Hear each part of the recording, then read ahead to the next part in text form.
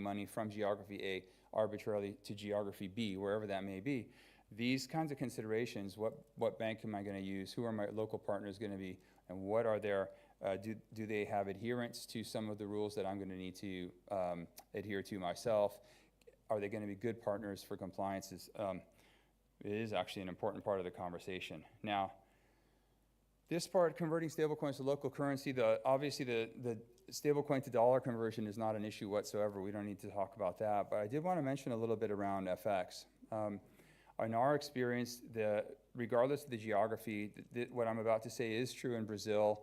It's less true in Japan because that's quite a developed FX market. But in many, many geographies that we've looked at in Latin America, which is my area of focus, given my role is to look after the Americas, you get wide divergence of pricing on the FX. And so that's another element of your local banking partners that you'll need to be thoughtful about, is pre-negotiating your FX rates.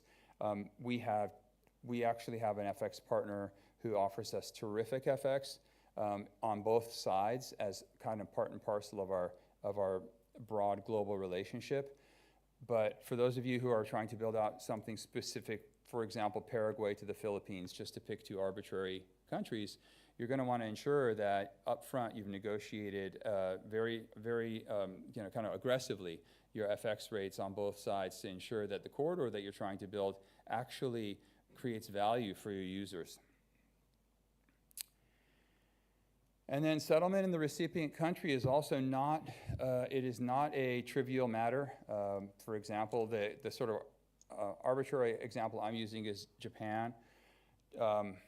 Most Japanese banks are very slow on the payouts, like kind of 24 plus hours. They're also, in my experience has been they're not particularly motivated to get involved in this business necessarily. It's kind of like brain damage that they don't really want, and they don't want to have to think about, the nature of the flows and the fact that there was a stablecoin in there somewhere and whatnot. So finding partners that are going to be good, motivated partners and who are going to sort of understand that every step along this corridor of those many steps a few slides ago need to be as fast as possible for this thing to create value. I should also just point out on a side note that Brazil has a tax. It's a currency control tax essentially on moving money out of Brazilian real into any G7 currencies such as a US dollar, and it's 38 basis points. That doesn't kill the corridor, but I want to point out that is a very important consideration. There are some mechanisms to reduce the impact of that tax, which we can talk about offline, but conceptually, these are other considerations that aren't necessarily obvious at the beginning when you say to yourself, oh, I've got a great bank and I've got some great FX. But again, you have to sort of almost like map out this entire corridor from start to finish and ensure you've built in all the costs and chiseled down as many of them as possible to ensure that what you're offering your clients is going to ultimately be useful. On the subject of clients, I might point out that we work closely with a number of the well-known stablecoin orchestration firms who are, all over LinkedIn or all over the press for having been, either acquired or having, created exciting partnerships and whatnot. We also work closely with stablecoin native financial services. And so there are companies that encourage stablecoin native financial services sort of as a back end. Companies like Rain you may have heard of that are focused on cards.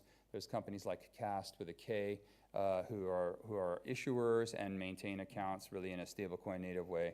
And a lot of what we do is to help these types of clients, orchestration or stablecoin native financial services, take advantage of the technology and and somehow navigate some of the complexities we've talked about, such as local partners, FX rates, compliance considerations, and in some cases, tax or other exogenous factors.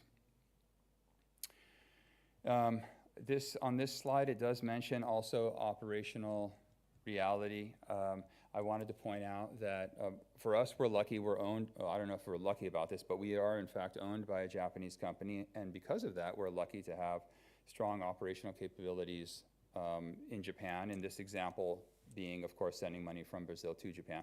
The point, though, is that you're going to want to be thoughtful about what your operational capabilities are at the recipient end of the corridor that you're building, because without them, you're going to end up having significant problems if there were to be some sort of, for example, maybe the next block is slow on the chain you're using, and someone's sort of freaking out about where their money is. God knows what the issue might be, but it's really helpful to have a robust ops function. I'm not necessarily saying a ton of people, I'm saying a small number of good people and good systems and a good level of automation on both ends.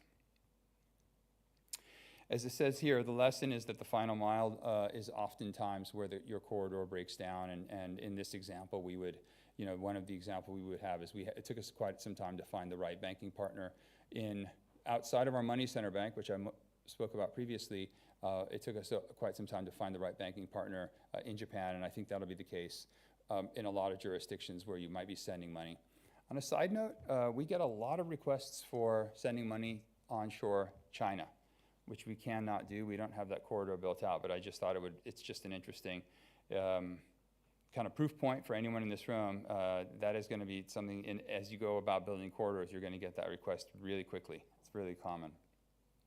And so this is just a list of best practices. I don't necessarily know that I need to read this list of best practices, but what I do need to say is that you can see there's quite a bit there.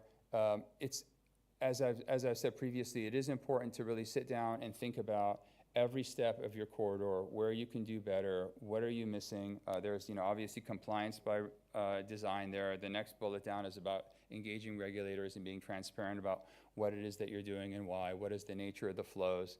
I might also add, by the way, that we also get pretty common for us to get requests from totally random companies that we've never heard of, that are typically LLCs in the United States.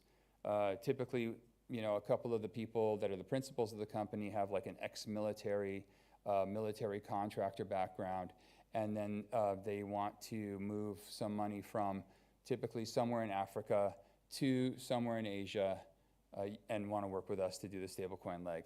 And you wouldn't believe how intense the compliance issues there are, and the KYB, and obviously a whole bunch of AML, and then we've bounced into sanctions issues in the past as well. So as you start to build this stuff out and put a shingle out in the marketplace, you will get a lot of, let's just call it surprising calls, some of which might be legitimate, and a lot of which will probably be better left alone. Last thing on this slide is automation. That's just one other thing I want to mention. One of the things we did is we said to ourselves, payments companies specifically are going to have a large number of small transactions. Unlike trading firms and large institutions that obviously do multi-million-dollar transactions day in and day out, and that's very common for us. What was less common and what's more common these days is working with payments companies and doing hundreds and in some case thousands of little transactions all the way down to single digit dollars and up to, let's say, $500,000. And that is all automated at our firm. So we have a variety of different mechanisms to do fully automated movement. And then also, one of the things we offer is a platform called Penny.